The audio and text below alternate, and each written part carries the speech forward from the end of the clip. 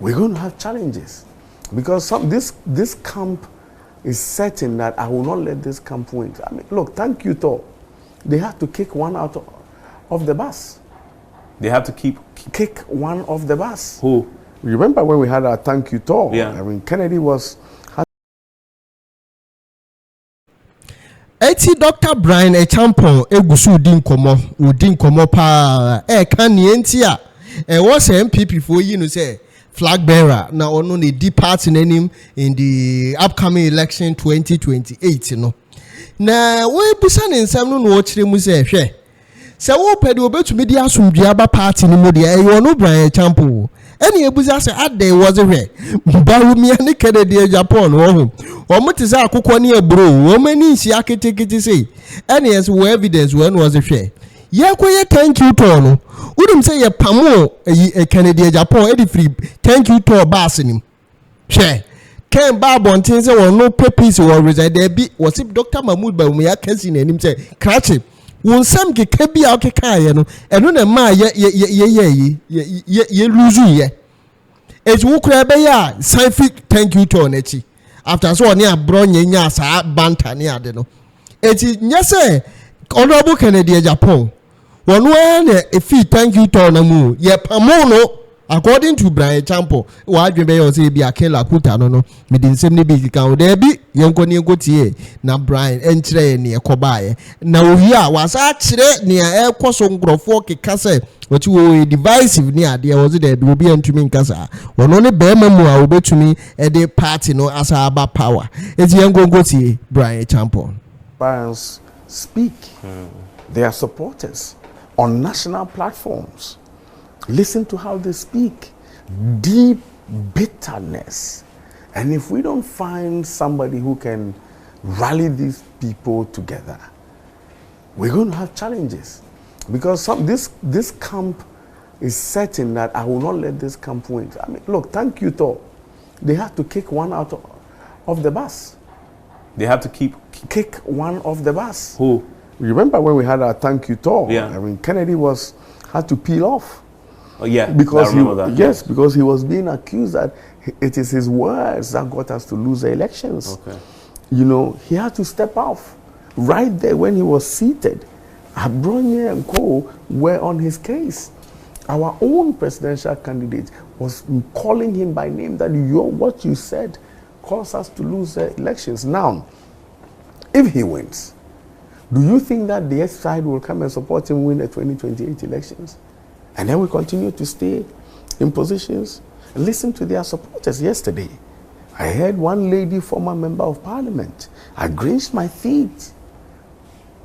We can't be talking like that. Regional chairman supporting presidential candidates. Have you heard any of my communicators speak like that? No, because we come to unify both parties. We come to unify, and that runs through my campaign, and that is why the party people are beginning to rally behind me. Look, if we're a political party, if we have to win elections, then we need to rally behind a unifier to get us to win this election, and that's why I come in handy. What makes you the unifier? Because I don't have any problem with the left. I don't have any problem with the right. You mean within your party or outside the party? I'm curious. Oh, within the party. Within the party? Within the party. There's right and left in your party. No, I'm saying... I mean, you're figuratively. I'm talking about I get you. Yeah. You know, I don't have any challenges with any of those who are contesting. Are you sure you don't? No, I don't. Because some have accused you of being divisive. I remember in your Eastern region, 15 MPs held a news conference. I'm talking about the parliamentary candidate, the presidential aspirants. You're fine with them? I mean, I'm chatting with, I don't have any problem at all. Very good friends with Kennedy, have no problems at all. Very good friends with the vice president, Comrade Japan, none whatsoever. And I'll be able to bring their teams together to work for the common cause of power. I don't have any problem. You say that, but we've heard accusations against you from within your party. In fact, I want to refer to that. 15 MPs from the Eastern region issued a statement, including very prominent people. Kojo Nkrumah, Samuel Wuku, and Odompre. And they accuse you of being divisive, a divisive figure in this jointly issued statement. You can never quote any of these people having said that. None of them can say that. They can? No, they can't. But they put out a statement, they did not. which was widely reported. Because the accusation is that you had alleged that some of them, after they had declared their support for Bawumia, had called you and they were either backtracking. Which is true. One of them was here today. Yesterday was with me at the. You mean an MP who had declared support for Bawumia has now switched onto your side? Dapa was a member of parliament. His name was part of those who were listed. Later declared that he wasn't a part of it. A few MPs had also been listed and they joined me on the campaign. So the 15 that... And then you also alleged that some monies that you had contributed that went to the party in the region may have been used for the purpose. I never said that. And I never said that. I said I contributed heavily to a lot of them for their win in their constituencies. I never said that it didn't go to them. It went to them, and they used it for the elections. That much I am aware. And we won. We won 24 out of the 25 seats that we... But it's strange, if you did that, why are they supporting Bawumia and not you? It's fine. I mean, the whole country, we had a vice president, but he's going to lose 2026 elections. So you can't force people to support a candidate. People change their minds. You regret supporting them? No, I have no regrets at all. And if I become candidate and any of them win their primaries next year, I will still support them. I'm not kind of a bitter politician. Your reputation, and I've heard a lot of people say, in the Eastern region, you do a lot for even some of the MP aspirants, and that you fund campaigns. And that you're so powerful that if you are not in Dr. Bryan Champon's good books in the Eastern region, you are possibly going to lose either your primary or the elections itself. Is that true? I don't know. You tell me. I mean, you've talked about right now that you supported some of them who are now supporting Bawumia. How powerful are you in the Eastern region? I'm not powerful.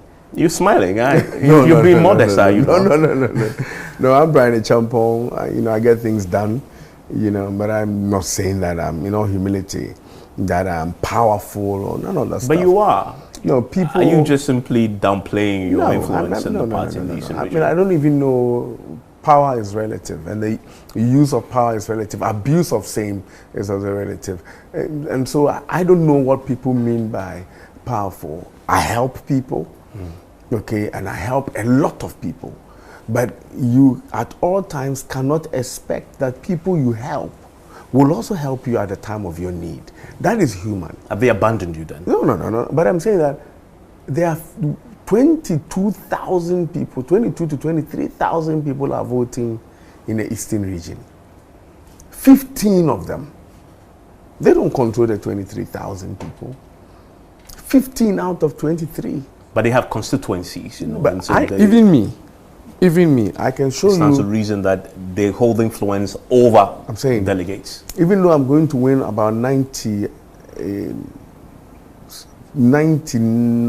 I'm winning. I wish I could win my own constituency. I wish I could win 100%. But there are some 7 people in my constituency that are going to vote for other candidates. Me, my constituency, I'm winning 97.5%. Okay. 97. So there are a lot of people, they don't have any control over their constituencies. They themselves, they went for an elections and they didn't get 100%. Some of them became candidates because there were 4 or 5 candidates. They may have won with 35%, 20%. They don't control their constituency. You can't control human beings like that in 2025. You can't. What would you say to those who look at the fact that this is a man who supported them financially, they won, and yet when they came to backing a potential leader, they choose somebody else, and they may look at it and say, it suggests that they know you well to know that you may not be the person to lead the party. How would you respond to that? There's gratefulness and there's ungratefulness too. So they've been ungrateful. But I'm saying, you are talking about the other side of the quadratic equation. Yeah. And I'm also taking you to the other side. Human beings, in the form that they can, they can make decisions that is of interest to them. And they weigh so many things in making that decision. One of them cannot be that they think somebody is better than you. You think it's not a verdict on your quality as a potential leader? I'll be surprised.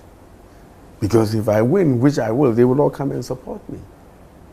They will all come and support me, but people make certain decisions. I hear people say, oh, it's because of this. Some have come to give me the reasons why. I spoke with another prayer. He's told me why he wants to support Bawumia. I let it be. Others have spoken with me. And the reasons that they give, it's not a verdict on me. Is that not one of those people you assisted? Is that not one of those you assisted? I've helped him a great deal. But if he chooses to support somebody else, so be it. But I'm going to win in some constituency. And that is his constituency? I'm winning hands down, and there's nothing he can do about it. There's nothing he is supporting Bawumia so he can deliver the delegates, at least in his constituency. No, you say it is not coming to you. It is not a primary election. It's a presidential election. Okay, it is not his election. And I'm going to win in some constituency, hands down. Hands down. You sound very confident. In some, I'm winning in some, no challenges at all. Your smile is mischievous. Evans, the MPs that supported, that declared for other candidates, not many of them can win their constituencies. No. As in the primary or the national elections? I'm talking about the presidential elections. Okay. That is if, okay. And I'm happy with what is happening. A lot of them back down. Not for their support for other candidates, but they've now beginning to realize that this is not their elections. Because if you get yourself involved and you begin to intimidate the delegates, they may in future even pass a verdict on you. So they are now stepping down. Okay, those are presidential election. It's not my election.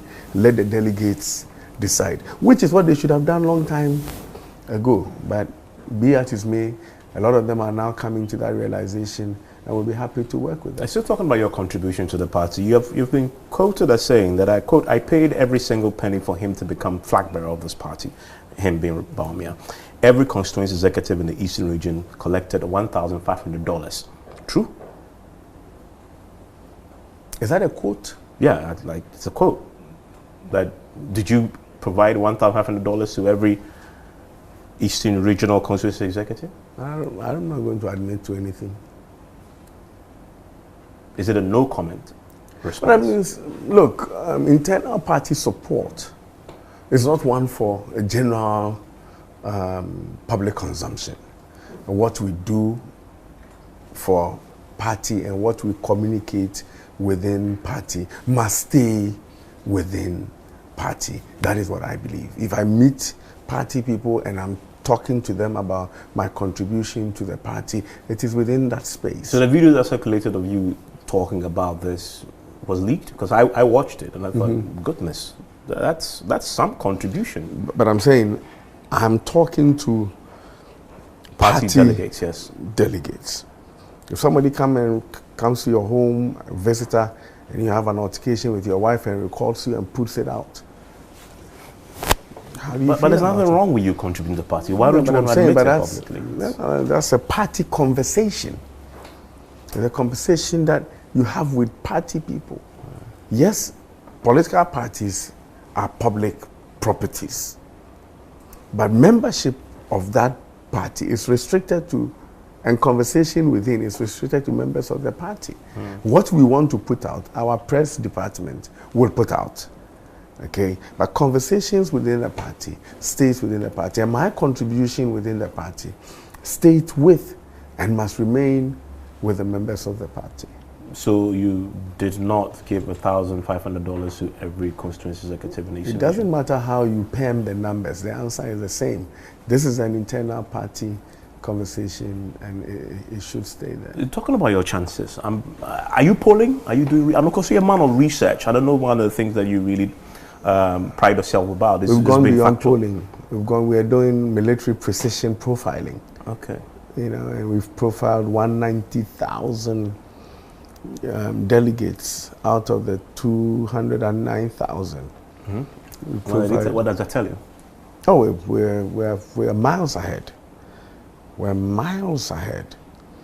We're talking about profiling, where you say that multimedia, even you, Evans, before the election, you can profile where people are likely to vote. This is likely to vote, MPP likely to vote, NDC likely to vote, CPP, this person is undecided, this person you can never tell. We've profiled 190,000 delegates, and I'm way ahead. Way ahead. When you say way, what does that mean in real terms? Because it will come down to numbers. But I think I'm close to 50%. And the second person is round about half of what I am polling. I am profiling. Global Info Analytics in October 24, when they published your last poll, says you are 5%. Bawumia is 44%. Kennedy Japan is 19%. First of all, what is Global Info Analytics' interest in this poll? It's a simple polling agency. Who pays them? I don't have an answer. You should be interested. Do you know? Well, I know what I know, but I'm saying... What do you know? Well, let's keep it there. But I'm saying... But I'm interested in it is an organization that is has staff. Every month, they commit resources to go and poll people and put it out. How are you paid? There's a consultancy, if I understand, at least. You have a website, organizations hired to do, corporate organizations hired to do work, and they get paid doing that, I believe, from what they publish on their pages. But you don't know that for a fact, do you? No, but who has an interest in every month an MPP result? Who has an interest? You seem to know something. You know what I know. I don't know what you know. I mean, somebody must have an interest. Who? But nationwide, you give me 5%. But Evans, come on. It's MPP delegates. No, come on. Look, in any case, going into the data, there are 209,000 delegates. He says that he's profiled 3,000. It means that if you distribute it across, in Abitifi constituency, 700 delegates, it means he polled 12 people. 12 out of 700. And then passes a judgment that of the 700, I will get 5%. Think about it. 3,000 out of 209,000. And then you say that we'll get 5%. It can't be right. In any case, look, May, Bawumia was polling 70%, 72, 77%, 77%. According to which poll, by the way? Global Info. June, 77%. July, 70. August, 55. September, 52. October, 47. November, 42. So every month is coming down. And Bryan Champon? Well, by December, let's say it comes to 35. January, it comes to about 25. But you see what is interesting from his own report, not to critique the report. He says that the undecided... It's huge. It's huge. Yeah. Two candidates As of the October one is 30%. Exactly. Two candidates are in the race. They were in the race. The delegates have not changed. They voted for either Kennedy or Bawumia. All of a sudden, they are undecided. They don't want to disclose, maybe. Why? So there's a lot of intimidation going on. So people don't want to tell you that they will vote for Bryan because others are intimidating them. Others like who? Let's keep it there. The elections of January 31st, 2026, nothing will change the results. I will win. Nothing will change it. Even in spite of the alleged intimidation. I'm saying that so that you are not surprised when I win. I'm saying I'll win that election. I've been in contact with 200,000 of the 209,000 people. We've profiled 190,000 people. Nothing will change. You're saying that you're going to win against a Bawumia who is the most marketed MPP candidate since 2008. He has been around the candidature. He's standing by himself now. He was the candidate in 2024. He was the vice president. He won your last primary. What did that? And you're saying that you will win against him. Everything that you have said. And as 41%. The most marketed. 8 years as vice president, 8 years as running mate. Yes. 16 years that we marketed him. He had 41%. We marketed Akufo-Addo for 8 months. He had 49.7%. So everything that you're saying, you are making his situation worse. Couldn't get there. 7 regions of this country, we could not win a single constituency presidential. 7, after all the attributes that you just highlighted. In 7 regions, we could not win a single constituency. Volta, Uti, Upper East, Upper West, Savannah, Bunu East, presidential. We could not win one constituency in these regions. When we were supporting him in 2023, one of the beliefs was that if we present him, he would hold the votes from the northern part of Ghana for us. 5 of the regions that we did not win a single constituency, 5 of them are from the northern half of Ghana. We could not win one. Western region, 17 constituencies. We won 1 presidential. 23 in central region, we won 2 presidential. 34 constituencies in Greater Accra presidential, we got 2. Those attributes and the results of the elections are the ones that the delegates are passing a verdict on. So if we market you for 16 years and you come out with 41%, and we market Akufo-Addo for 8 months and he gets 49.7%, then there's a difference. It's a difference. And the difference is what? The difference is that the marketing did not yield the sales results. And people are going to change their product. I know you're a student of political history. And political history, history in the Fourth Republic shows that parties don't change a losing candidate. They keep putting him up. It happened to Akufo-Addo himself. Yeah. It happened to Mills. Mm-hmm. Even for NDC, it happened to John Mahama too. Yeah. Why would you change that particular trend? You are mixing logic with politics and performance. It is only logic which will suggest that Dubois went once, Kufuor or Buzia went once, won. Kufuor went twice, yes. Won. Akufo-Addo went 3 times, won. And logically, it means that Bawumia will go 4 times. That is logic. We're talking about political performance. In 1996, Kufuor did better than Dubois. We returned him. It was on performance. In 2000, he won. In 2004, Kufuor did better than himself, the votes he got in 2000. It was on performance, but because of the constitution, we couldn't return him. In 2008, Akufo-Addo did better than Kufuor's 2004. It was on performance, we returned him 2012. What he got in 2012, he did better than what he himself got in 2008. It's appreciated. It was on performance. We returned him in 2016 and won. Akufo-Addo did much better in 2020, his own results in 2016. He did better in 2020. We brought candidates in 2024. And I'm talking performance, not logic, not emotions.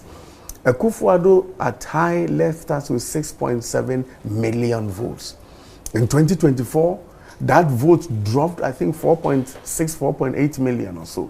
From 6.7 to 4.8, 1.9 million votes dropped. Not factoring that we registered 2 million more people on the register. So even if we had lost, and we had moved from 6.7 to 7.1 million, we would have all rallied behind the candidate. We would have said that the performance trajectory is going up.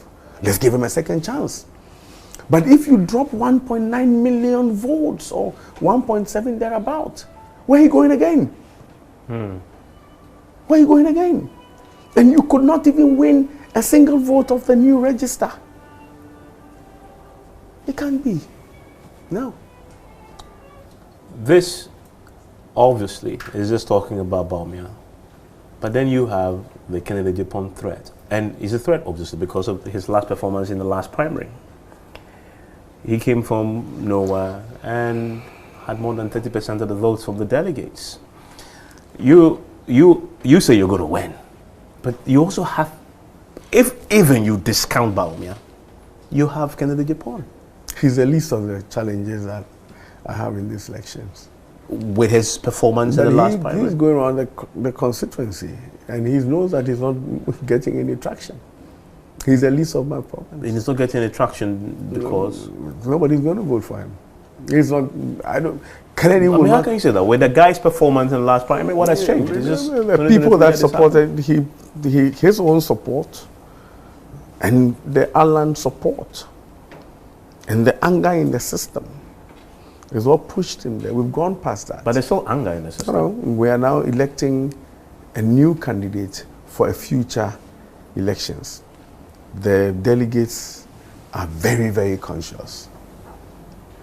They are very, very, very conscious what is happening. They are aware of how they were made irrelevant. They are aware the opponent in 2028 and the candidate that they must present. They are aware who they must unite. They are aware who they can trust. And they are aware who can provide the best hope for the party and for Ghanaians to vote for in 2028 elections. We cannot have a challenge. Kennedy is not a threat. And we are not even... but he's a grassroots person. He's the person who the grassroots That's what want. we've been sold to believe. I mean, party delegates are there. You don't accept that you are the underdog in this race? Or one of the underdogs? You don't accept that? But I'm saying that's what they said in July. None of them is saying that in November or December. In July, they said I was the underdog. But we know how to do stuff. Nobody believed that we could reach 200 constituencies. We've done 220. We've reached 200,000 delegates. Nobody believed it was possible. It was the reason why they were compressing the time to make going around difficult for us. But we've done that, and we still have enough time to spare.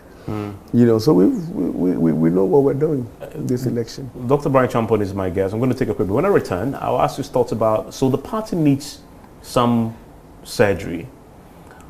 And delegates, I believe, will want somebody who can rebuild this party back to a point where they can regain power.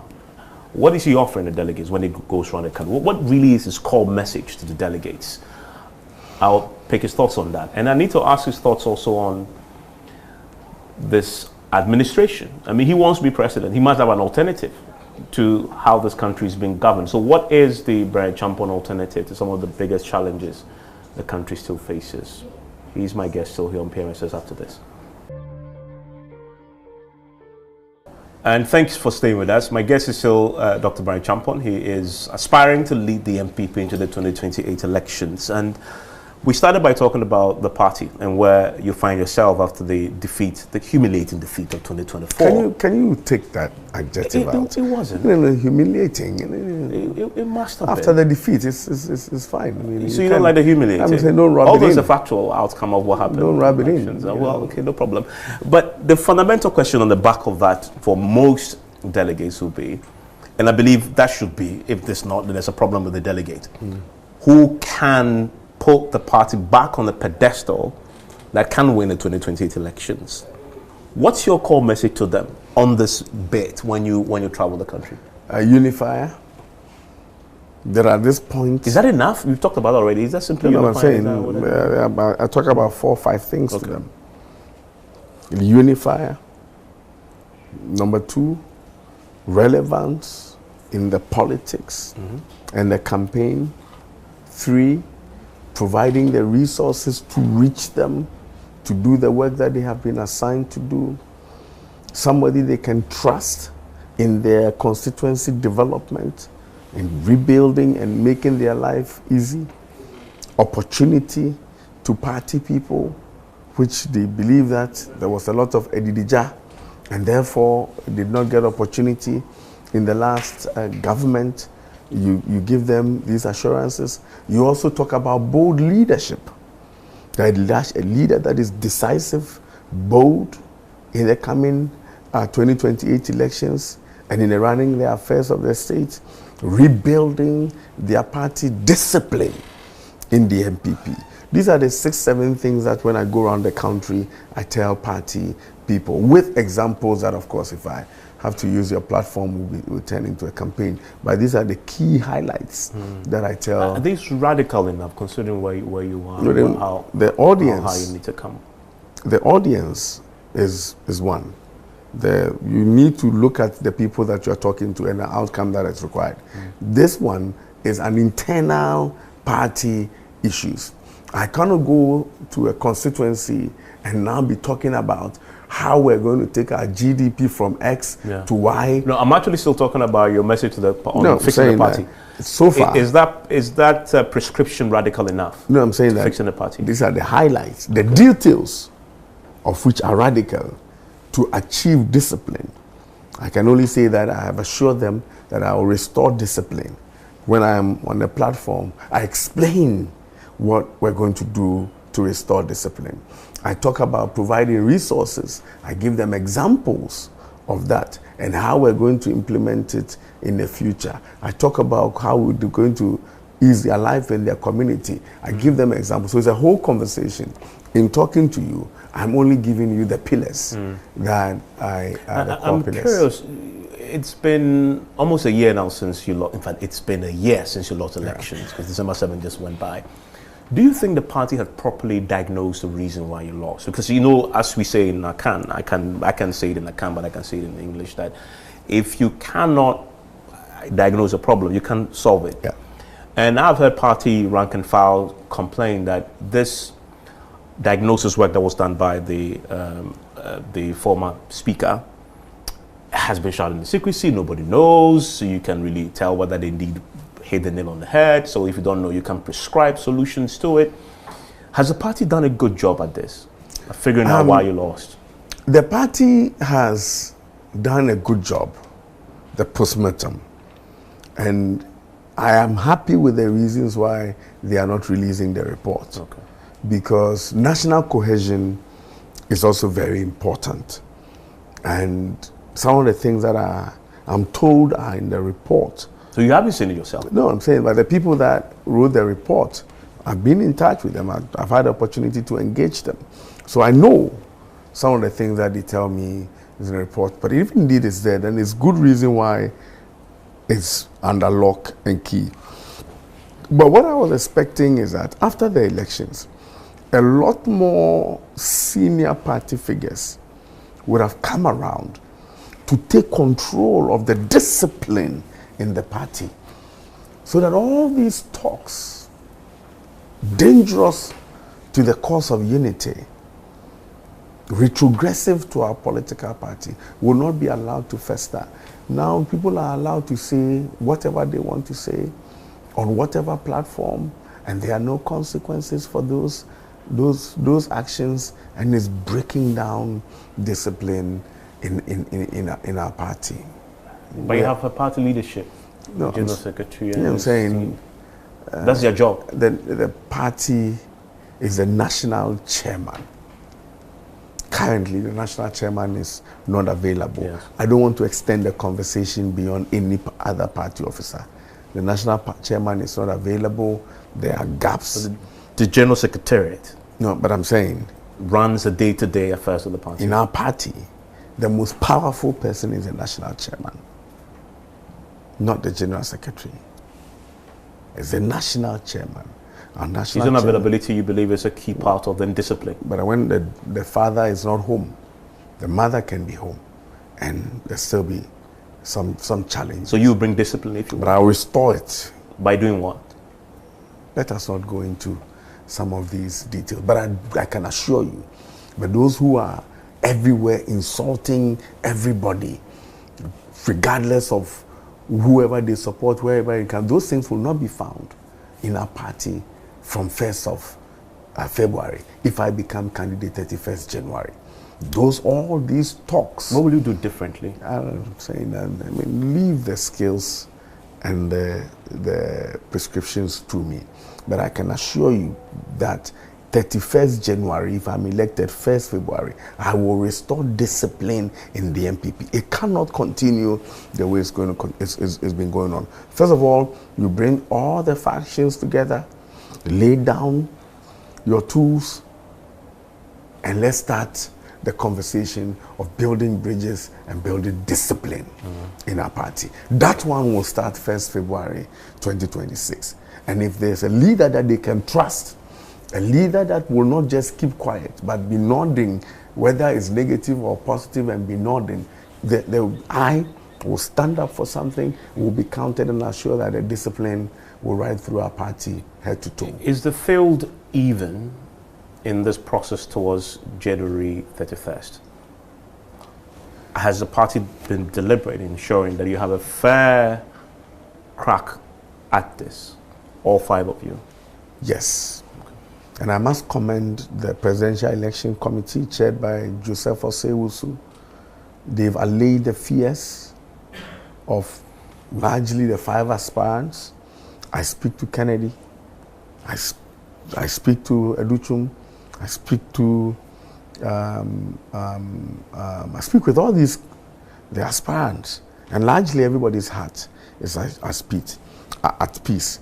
They attend what we call the Presidential Elections Committee meeting. As we speak now, they are there reviewing their albums, and when the report I get is that all the aspirants' representatives are happy with the processes so far, and I am happy with what I'm being told. They listen, and when it is just, they apply, and everybody. So I'm very, very confident that we will have a very, very peaceful, fair, transparent election in 2020. Some were not happy with the early primaries.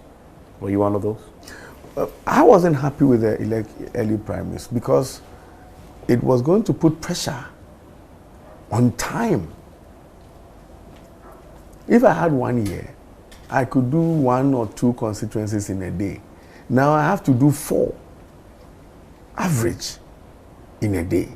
And if you have to travel 1 hour, 1.5 hours to a constituency, speak for 2 hours, travel 1.5 hours, drive 1.5 hours, go and speak for 2 hours, you are tired.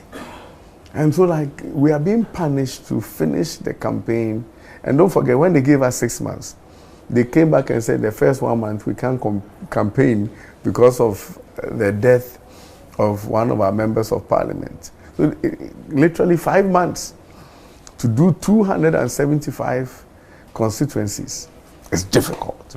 So that is what made us a bit wary about the time, but not because we felt that, it was, that's really much it. What's your verdict on the last, say, 12 months of the John Mahama government? Still, nothing is happening. Nothing is happening. What is happening?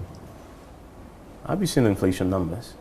It's gone to 6%. But just it's above something that. in 2024 we told you That that the inflation, the trajectory was going to go down, and by December 2025, inflation was going to be in the teens. Have you seen the CD strength? Yes. Have you seen the discipline in containing government expenditure? No. Government expenditure, the discipline in government expenditure is the discipline in awarding new contracts. That is ongoing. The discipline, what you are talking about, is non-payment of your bills. If you don't pay your bills, that is not discipline. Not awarding new contracts is discipline. What is happening is non-payment of bills. What new pillar has been established? You report on the economy a lot. What new pillar has been established in the last 12 months that gives you confidence that is going to provide us some stability in the system in the next 10 years? They've reactivated the sinking fund, which is in essence to say we are going to build buffers against future shocks. That has been built. They have raised our with how much foreign money, reserves with to how much, 10 billion plus. How much money do we have in it? A sinking fund? Well, significantly in the budget the budget that was put out the last time. It's a budget. They are building buffers in the sinking fund. It is a budget. It is a budget. We say that when we get money, we will put this amount of money down. Yeah. And I'm asking you, they don't even have money to fund the budget. They don't? But and 2024. The evidence has supported that. No. The government has raised our foreign reserves to 10 billion 2024. You are 4 months of import cover. You are in this country. Bills are not paid with import cover. You are in this country. We had a 300 billion budget. What was our revenue? What was our total revenue? It was not up to 200 billion. Our budget was 300 billion. Our total revenue was not up to 200 billion. So how do you build buffers when you have a budget deficit? But they are building the buffers. No, but I'm saying that's why I asked you a simple question. It's a factual account of what is happening. No, putting in the budget that you will build, hold on. How many years have you not seen Eastern Corridor Road in the budget? Since Rawlings' time. Eastern Corridor Road is every year in the budget, but there's always no money to do the Eastern Corridor Road. But that's not the lot of the but I'm saying, government. so the fact that you've seen something in the budget, does it mean that it will be done? What I'm talking about is not a matter of budgetary estimation. I'm talking about real building of our foreign reserves. And every country relies on that to survive.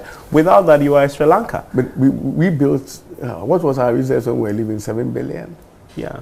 7 billion. Give or take noise, it wasn't. It wasn't. What? It wasn't. I mean, I don't know. I don't know in About actual terms. billion. It was in import cover terms. You are around 2 months of import cover. $7 billion.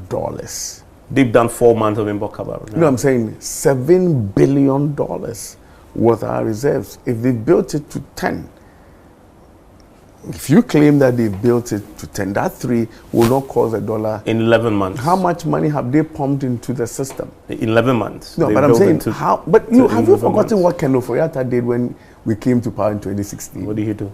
I mean, he tanked the dollar. The dollar went down. Check the figures. He tanked the dollar. But that's why I'm asking you, what are the pillars that have been... sinking fund is not a pillar, by the way. It is. No. It builds you buffers. Their last sinking fund, they had $200 million since they set it up. Yeah, but that was dissipated by you. No. Do you know how much money they left us? When Kufuor came, we couldn't even pay salaries. It was $200 million, 200 million cedis when Kufuor took over. I mean, so these things, these cosmetics, and I'm talking about real pillars that allows for proper economic growth. Are you aware of the explosion of unemployment in this country? But that has always been the lot. I'm saying that, what are we doing about it? They are pumping a lot in agriculture, and you are the agric minister, so let me go there. It's your comfort zone. You've seen the work they're doing with oil palm, for example, in the budget. No. The huge money allocated. Please. The oil palm the creation of ready markets for locally produced grains that all the government agencies You're excited about some of these English. Well, I'm saying, look, factually, the farmers are happy with that. No, they are not. I'm saying, talk to the. Look, I support governments. I'm a politician. $3 billion is what they gave Agric. Less than 1% of the budget. Where do you think they're going with it? Half of it is a $125 million FSRP program, which is going to run over 4 years. 1.6 billion of the 3 billion given to Agric is FSRP. We are only left with about 1.6 billion cedis. Well, you take out compensation, what are you left for programs? Do not be deceived. Go into the budget. And a lot of those commitments are also donor programs, which is not even administered by the country, go into the budget. It leaves nothing for the real government agricultural programs.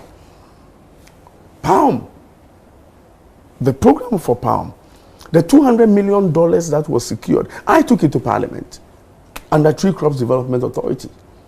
It was passed. I took the loan to Parliament to get it passed. It's nothing new.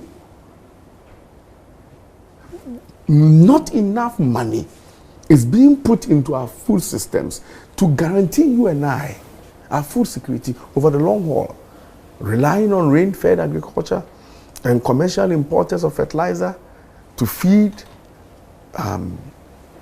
smallholder farmers is not the way to go in agriculture.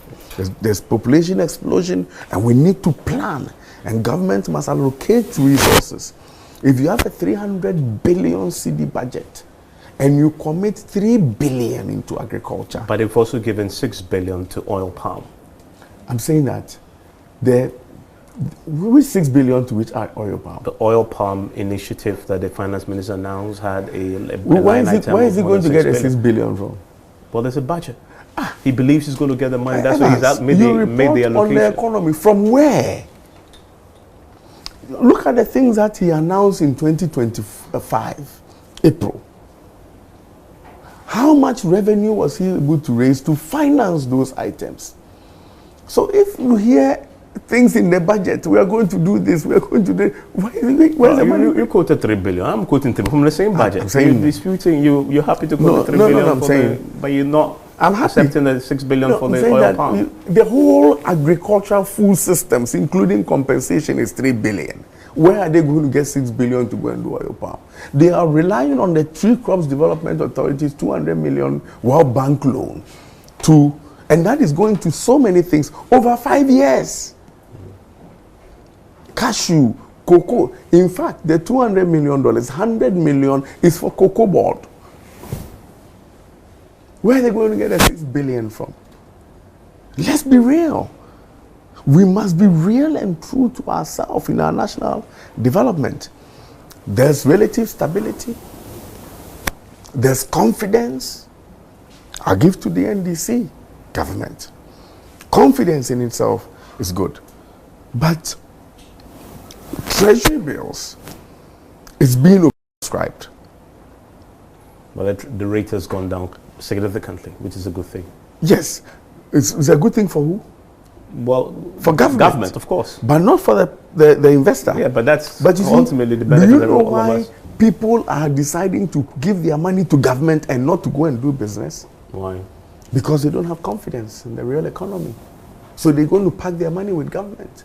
So notwithstanding the rates going down to 10-12%, people think that let's go and pack the money because we are afraid to go and do business with it. That is what the issue is. And when people have money and they put it in the economy, that is where real confidence is tested.